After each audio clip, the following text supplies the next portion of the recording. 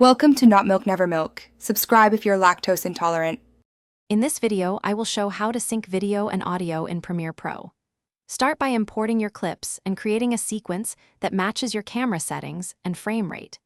Use clear labels for audio and video tracks so you avoid confusion later.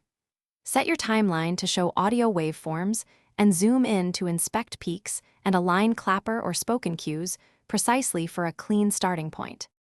Automatic syncing saves time by using waveforms or timecode to align audio and video quickly.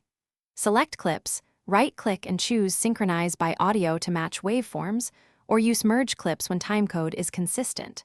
For multiple takes, use Automate to sequence with markers to place synced clips automatically. Review each result and nudge clips if needed to correct any tiny offset errors before fine. When automatic tools miss, manual fine-tuning gives a perfect result with careful listening and visual checks. Zoom into the timeline until individual waveform peaks match a visual clap or mouth movement. Use keyboard nudges for frame-by-frame adjustment and solo tracks to verify sync. Check playback at normal speed and in context of the edit, and trust your ears to catch tiny drift over longer clips. Thanks for watching. If this was helpful, leave a like and consider subscribing. See you next time.